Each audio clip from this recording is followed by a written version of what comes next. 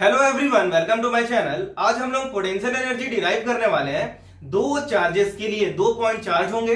अगर हम लोग किसी भी चार्ज को एक पॉइंट से दूसरे पॉइंट में रखेंगे तो हम लोग को तो वर्क करना पड़ेगा, और जो वर्क हम लोग करेंगे वही वर्क पोटेंशियल एनर्जी के फॉर्म में स्टोर हो जाता है।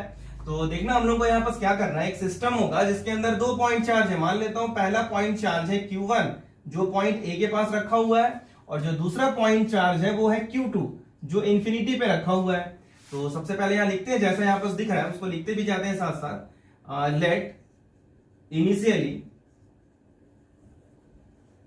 Q1 is at point A and Q2 is at infinity। ठीक है, तो Q2 इंफिनिटी है। अब हम लोग को क्या करना है, वर्क करना है इस पॉइंट चार्ज को उठा करके यहां पास लाने के लिए। मैं मान लेता हूं मेरे को यहां पास लाना है पॉइंट बी के पास। किसको लाना है? Q2 को लाना है। तो मेरे को क्या करना पड़ेगा, यहां से यहां तक के लिए वर्क करना पड़ेगा। और मैं ऐसा भी मान लेता हूं कि ये जो बी पॉइंट है वो ए पॉइंट से r डिस्टेंस पर है। ठीक है, और इसको मैं ऐसे करके डॉट डॉट लाइन से रिप्रेजेंट कर देता हूं कि Q2 को लाना है मेरे को बी पॉइंट के पास, तो मेरे को वर्क करना पड़ेगा। तो वही वर्क एनर्जी के फॉर्म में स्टोर हो जाएगा। और यहां पर 2 चार्जेस भी है, Q1 और Q2। तो लिखते हैं इसके आगे, work done to bring Q2 from infinity to point B is given by. तो वर्क डन को हम लोग कैसे लिखेंगे, देखना, work equal to potential into charge. ये फॉर्मूला होगा, कैसे आया देख लेते हैं इसको भी। हम लोग ऐसा नॉर्मल तरीके से फॉर्मूला पढ़े भी हैं। देखना, V जो होता है वो W/Q0, ऐसा हम लोग पढ़े भी हैं। अभी मैं यहाँ AB और इंफिनिटी वगैरह यूज नहीं कर रहा हूं यहाँ पर, ठीक है, नॉर्मल फॉर्म में लिख रहा हूं। ऐसा हम लोग पढ़े भी हैं। तो हम लोग जब पॉइंट चार्ज के लिए पोटेंशियल डिराइव कर भी रहे थे, और जब हम लोग इलेक्ट्रिक पोटेंशियल और इलेक्ट्रिक पोटेंशियल डिफरेंस पढ़ भी रहे थे, तो वहां पर मैं एक टेस्ट चार्ज लिया था। अब यहाँ पर क्या है, देखना, जो टेस्ट चार्ज इंफिनिटी पे था वहां, अभी टेस्ट चार्ज की जगह क्या दिख रहा है, Q2। तो यहाँ पर मैं लिख देता हूं पहले क्या, Q2। ठीक है, लिखने का बस तरीका है, कंफ्यूज मत होना इसमें कि यहाँ Q0 क्यों नहीं आया। हम लोग जिस चार्ज को इंफिनिटी से उठा करके ला रहे हैं उसी को यहाँ अपॉन में लिखते हैं। तो यहाँ पर अभी मैं 2 चार्ज था इसलिए Q1 Q2 लिख दिया। और यहाँ पर हम लोग को क्या लिखना पड़ेगा, जिसको मैं इंफिनिटी से उठा करके लाऊंगा वही अपॉन में आता है, तो Q2 लिख दिया। तो अगर मेरे को यहाँ वर्क करना पड़ेगा तो देखना, वर्क इक्वल टू क्या आ जाएगा, V इंटू Q2। तो देखना, वर्क इक्वल टू पोटेंशियल, ये रहा पोटेंशियल, इंटू चार्ज। अब इंपॉर्टेंट क्या है यहाँ पर, देखना, ये जो चार्ज है ये कौन सा चार्ज है, Q2 है। अब पोटेंशियल किसके कारण होगा, बचा हुआ चार्ज के कारण, Q1। तो मैं अगर Q1 के कारण पोटेंशियल लिखूंगा तो कैसे लिखूंगा, तो देखना, ऐसा हम लोग पढ़े भी है, 1/4 pi epsilon not Q/R। Q1 था इसलिए यहाँ Q1 लिख दिया, और डिस्टेंस कितना है, R, तो R लिख दिया। और ये वर्क था तो यहाँ पर W। तो ये वाला बहुत काम का था। यहाँ पर कौन सा चार्ज लिखना है, तो Q2, जिसको हम लोग इंफिनिटी से उठा करके लाते हैं वो अपॉन में आता है। ठीक है, तो ये वाले को मैं मिटा रहा हूं यहाँ पर। अब देखना, इसको हम लोग अरेंज करके लिखने वाले हैं। तो देखना कैसे लिखेंगे, तो ये लिखूंगा W equal to Q1 Q2 upon 4 pi epsilon naught R।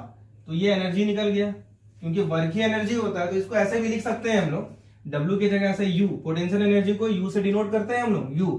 तो ये हो गया Q1 Q2 upon 4 pi epsilon naught R।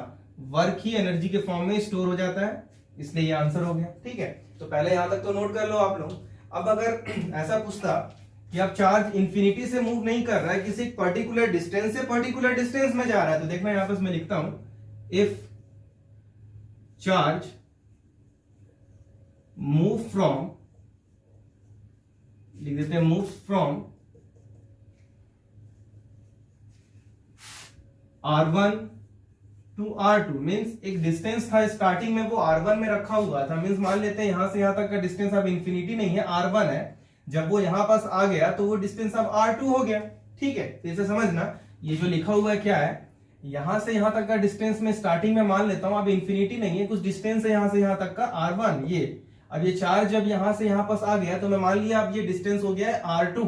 तो चार्ज जब R1 से R2 आएगा, एक पर्टिकुलर फाइनाइट डिस्टेंस से अगर एक पर्टिकुलर डिस्टेंस में आ रहा है, तो हम लोग कैसे लिखेंगे, देखना इसको। तो इसको लिखने का तरीका होगा, U इक्वल टू, इसको अच्छे से देखना, Q1 Q2 upon 4 pi epsilon not. अब यहाँ पर जब हम लोग देखेंगे नीचे में देखना यहाँ r दिख रहा है, तो इसको लिखने का तरीका क्या होगा, देखना अपॉन में r है 1 अपॉन, तो सबसे पहले हम लोग क्या लिखेंगे 1 अपॉन में फाइनल, फाइनल कहां पास आ गया, फाइनली R2 के पास आ रहा है, इसलिए यहाँ पर लिखेंगे R2 माइनस कहां से आया था वो R1 से, इसलिए R1, तो ब्रैकेट में क्या आएगा फाइनल माइनस इनिशियल, अपॉन में क्यों आया क्योंकि R नीचे में था। तो ये वाला भी एक फॉर्मूला काम का होता है। तो पहले आप लोग यहां तक नोट कर लो, इसके बाद कुछ न्यूमेरिकल देखने वाले हैं। अब हम लोग इस न्यूमेरिकल को करने वाले हैं। देखना इस न्यूमेरिकल में क्या बोलता है, 2 पॉइंट चार्ज है, तो ये सिस्टम ऑफ 2 चार्जेस हो गए, यहाँ लिखा हुआ है 2 पॉइंट चार्जेस, Q1 का वैल्यू दिया हुआ है और Q2 का वैल्यू दिया हुआ है। तो हम लोगों के पास सिस्टम ऑफ 2 चार्जेस हुआ, तो हम लोग लिखते हैं यहाँ पर गिवन में क्या क्या दिया हुआ है। तो अपने पास गिवन में दिया हुआ है Q1 equal to 10 into 10 to the power minus 8 coulomb दिया हुआ है, ठीक है। और Q2 जो दिया हुआ है वो दिया है माइनस में है -2 into 10 to the power minus 8 coulomb. अब आगे क्या बोलता है कि ये दोनों के बीच का जो डिस्टेंस है वो 60 सेंटीमीटर है एयर में। तो एयर का मतलब तो समझते होंगे, एप्सिलॉन नॉट को यूज करना पड़ेगा, ठीक है। तो ये 60 सेंटीमीटर को मीटर में चेंज करना पड़ेगा। तो देखना डिस्टेंस जो दिया हुआ है वो है 60 सेंटीमीटर, तो इसको मीटर में चेंज करेंगे तो ये 0.6 मीटर हो जाएगा, डिवाइड बाई 100 कर देंगे, ठीक है। तो इसके लिए हम लोग डायग्राम को ड्रॉ करते हैं। तो देखना ये डायग्राम में क्या है, यहाँ पास है Q1, ठीक, अच्छे से लिख देते हैं यहाँ पास है Q1 और यहां से यहां तक का जो डिस्टेंस है वो दिया हुआ है R इक्वल टू 0.6 मीटर और यहां पास दूसरा चार्ज रखा हुआ है Q2। अब हम लोग को फर्स्ट पार्ट में क्या पूछता है, find at what distance from first charge, पहले चार्ज से कितने दूरी पर इलेक्ट्रिक पोटेंशियल जीरो हो जाएगा, एनर्जी नहीं है, अच्छे से देखना, इलेक्ट्रिक पोटेंशियल जीरो हो जाएगा कितने दूरी पर, फर्स्ट चार्ज से। तो मैं मान लेता हूं कि फर्स्ट चार्ज से x डिस्टेंस के बाद यहां से यहां तक का डिस्टेंस x मान लेता हूं इस पॉइंट पर। तो देखना यहां से यहां तक का डिस्टेंस में मैं मान लेता हूं कि यहां का पोटेंशियल v इक्वल टू हो जाएगा 0। तो बचा हुआ डिस्टेंस कितना होगा, तो देखना यहां से यहां का डिस्टेंस हो जाएगा, ये जब टोटल डिस्टेंस 0.6 है तो 0.6 में से माइनस करना पड़ेगा अपने को, क्या x को माइनस करना पड़ जाएगा, ठीक है। तो ये डायग्राम कंप्लीट हुआ। अब हम लोग को क्या करना है, क्वेश्चन के अकॉर्डिंग सॉल्व करना है। तो देखना इसके आगे क्या है, अकॉर्डिंग टू क्वेश्चन लिखते हैं अपन, अकॉर्डिंग टू क्वेश्चन। तो क्वेश्चन में क्या बोलता है कि पोटेंशियल जीरो होगा। तो देखना एक बार हम लोग पोटेंशियल Q1 के कारण निकालेंगे जो निकलेगा V1, और एक बार हम लोग पोटेंशियल निकालेंगे Q2 के कारण जो निकलेगा V2। जब दोनों को मैं ऐड करूंगा तो टोटल पोटेंशियल कितना होना चाहिए, 0, ऐसा क्वेश्चन बोला है, पढ़ के देख सकते हैं। तो जब मैं Q1 के कारण यहाँ पर इस वाले पॉइंट पर जो मैं x डिस्टेंस माना हूं, हम लोग को तो x निकालना है, यही हम लोग का आंसर होगा कि फर्स्ट पॉइंट से कितने डिस्टेंस पर टोटल पोटेंशियल 0 हो जा रहा है। तो x डिस्टेंस पे 0 हो जा रहा है, तो x कितना है, तो देखते हैं x निकालने के लिए क्या है। अगर मैं V1 लिखूंगा Q1 के कारण, तो देखना कैसे लिखूंगा, 1/4 पाई एप्सिलॉन नॉट, Q1 के कारण था, तो ये देखना Q1 का वैल्यू अगर देखेंगे वहां पर तो ये हो गया 10 into 10 to the power minus 8, ठीक है, ये Q1 का वैल्यू है, डिवाइडेड बाय ये डिस्टेंस x है, ठीक, प्लस ये वाला डिस्टेंस x था यहां से यहां तक का, ये 2 पॉइंट का। अब मैं Q2 के कारण यहां पास निकालने वाला हूं V2, तो इसको कैसे लिखूंगा, 1/4 पाई एप्सिलॉन नॉट, Q2 का वैल्यू देख सकते हैं -2 into 10 to the power minus 8 दिया हुआ है, और ये डिस्टेंस यहां से यहां तक का है 0.6 माइनस x, ठीक है, इक्वल टू 0। तो ये V1 V2 का वैल्यू पुट करके इक्वेट कर दिए 0 के। तो देखना यहाँ पास ये माइनस है और यहाँ प्लस है, तो ये माइनस और ये प्लस क्या हो जाएगा, माइनस तो मैं एक साथ लिख दिया यहाँ पास, ठीक है, फिर से देख लेना, यहाँ पर प्लस था और ये माइनस चार्ज था, ये दिया हुआ है क्वेश्चन में, कहा गया ये रहा -2, तो ये माइनस और ये प्लस क्या हो जाएगा, माइनस। तो मैं यहीं पर चेंज कर लिया, आप लोग एक स्टेप और करके चेंज कर सकते हैं। तो देखना ये माइनस वाले को मैं उधर ले जाता हूँ, तो यहाँ पर बचेगा 1/4 pi epsilon naught 10 into 10 to the power minus 8 upon x equal to 1/4 pi epsilon naught, ये वाला उधर ले जा रहा हूं, into 2 into 10 to the power minus 8 divided by 0.6 minus x। तो ये देखना 1/4 पाई एप्सिलॉन नॉट ये कट जा रहा है यहाँ पास, और क्या कट रहा है देखते हैं। तो देखना 10 to the power minus 8, 10 to the power minus 8 cut जाएगा। अब आगे सॉल्व करते हैं, देखना यहाँ क्या बच गया, 10/x यहाँ बच गया, इक्वल टू यहाँ बच जाएगा 2/0.6 माइनस x, ठीक है। क्रॉस मल्टीप्लाई करते हैं तो देखना 10 का इंटू हो जाएगा 0.6 माइनस x से, और 2 का इंटू हो जाएगा x के साथ। तो ये हो जाएगा 10 इंटू 0.6, तो ये हो जाएगा 6 minus 10x equal to 2x। तो ये हो गया 6 equal to 2x plus 10x, तो ये तो हो गया 12x अपॉन इक्वल टू यहाँ पर 6। तो मेरे को x निकालना था, तो x इक्वल टू क्या हो जाएगा 6 अपॉन 12। तो ये काटते हैं अपन 6 का टेबल 2 टाइम्स, तो ये हो गया 1/2 और 1/2 का मतलब हो गया 0.5। तो x equal to 0.5 metre distance, ये आंसर निकल गया फर्स्ट पार्ट का। ठीक है, तो फर्स्ट पार्ट को आप लोग पहले नोट कर लो। इसके बाद ये जो सेकेंड पार्ट दिया हुआ है, ठीक है, ये सेकेंड पार्ट अभी हम लोग इक्वेशन डिराइव कर चुके थे। यहाँ लिखा हुआ है calculate the electrostatic potential energy of the system. तो देखना यहाँ तो दो चार्ज है, 2 पॉइंट चार्जेस। तो अभी हम लोग क्या किए थे, पॉइंट चार्जेस के लिए फॉर्मूला निकाले थे अपन, U equal to Q1 Q2 upon 4 pi epsilon naught upon में 4 pi epsilon naught into R. ठीक, तो क्या करना, ये सारा वैल्यू को यहाँ पर पुट करके आप लोग सॉल्व करना, और यहाँ पर जो आंसर आने वाला है, जो भी आंसर आएगा आप लोग कमेंट करके बताना कमेंट बॉक्स में। ठीक है, तो इसके बाद एक और क्वेश्चन देखने वाले हैं, तो यहां तक आप लोग नोट कर लो। इसके बाद हम लोग अब ये न्यूमेरिकल को करने वाले हैं। देखना इसमें क्या बोलता है, 2 पॉइंट चार्जेस, फिर से 2 पॉइंट चार्ज दिए हुए हैं ए और बी। अब यहाँ Q1 और Q2 के फॉर्म में नहीं दिया हुआ है, ए और बी के फॉर्म में दे दिया है। तो ए चार्ज का जो वैल्यू दिया हुआ है, देखना ए चार्ज का वैल्यू दिया हुआ है +5 माइक्रो कूलम। ये माइक्रो का मतलब हो गया 10 टू द पावर -6, उसको -6 से रिप्लेस करना पड़ेगा माइक्रो को। एंड बी, देखना बी चार्ज कितना दिया हुआ है, यहां पर मैं बना दिया बी, इसका वैल्यू दिया हुआ है +6 micro coulomb. Are kept 12 centimetre apart. अब देखना ये दोनों के बीच का जो डिस्टेंस है वो 12 सेंटीमीटर है, ये आर का वैल्यू दिया हुआ है। ठीक है, तो सबसे पहले इसको मैं मीटर में चेंज कर लेता हूं। तो देखना आर इक्वल टू ये हो गया 0.12 मीटर डिवाइड बाई 100 कर लो। अब क्वेश्चन में क्या बोलता है, कैलकुलेट द वर्क डन। हम लोग को वर्क डन निकालना है, वर्क डन का मतलब हो गया एनर्जी ही निकालना है। अभी हम लोग डिराइव किए भी थे 2 पॉइंट चार्ज के लिए वर्क डन या एनर्जी।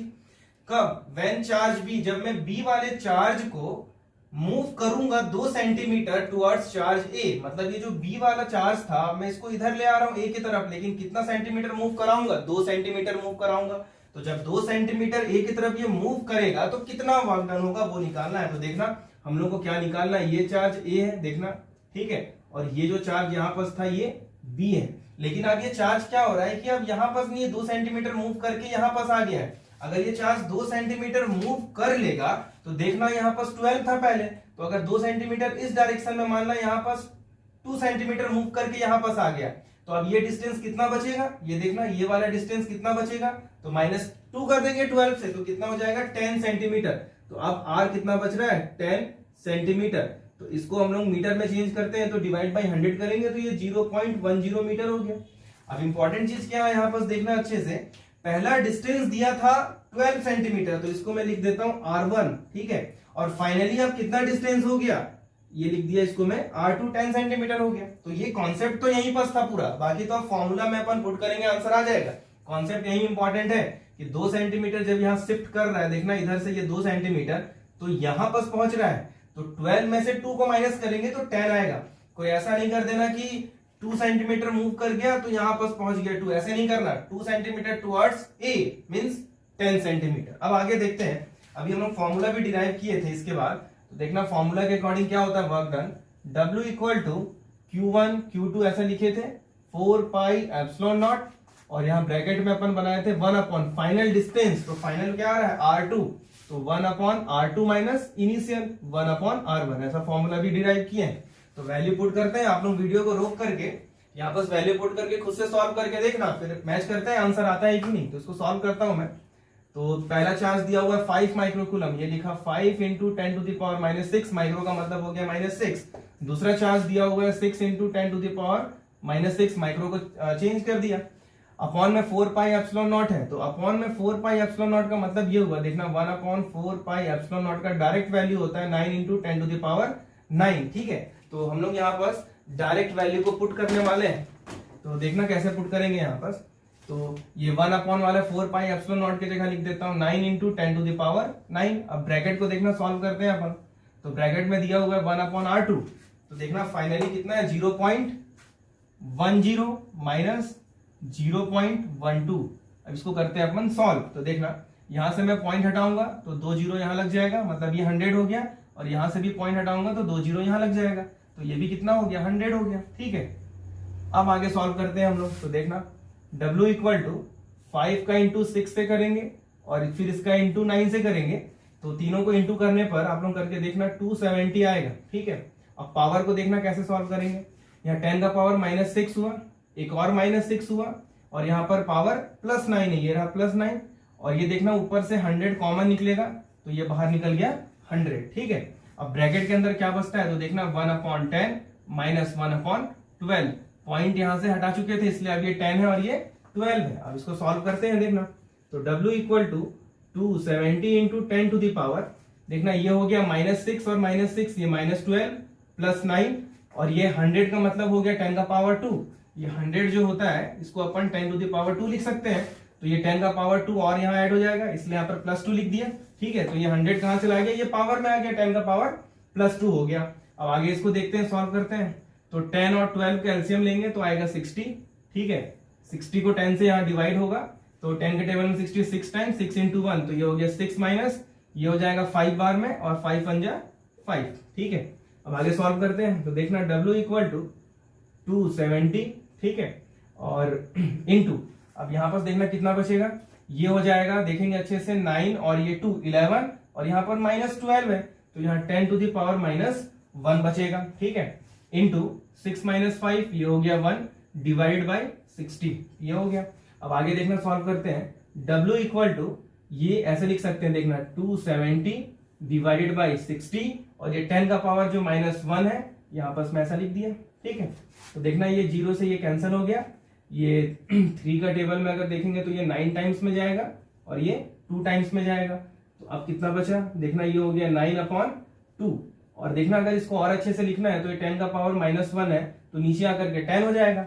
तो इसको सॉल्व कर लेते हैं। W इक्वल टू, ये -1 था ना ऊपर, तो नीचे आकर के +1 हो गया यहाँ पर, तो 10 इंटू 2 20, तो ये हो गया 9/20। अब इसको आप लोग डिवाइड करना, तो ये आएगा 0.45, और इसका यूनिट होता है जूल। एनर्जी निकालेंगे या वर्क, यूनिट होता है जूल। तो ये कंप्लीट हो गया, तो आप लोग यहाँ तक नोट कर लो, इसके बाद हम लोग अब नेक्स्ट लेक्चर में पढ़ने वाले हैं। Thank you.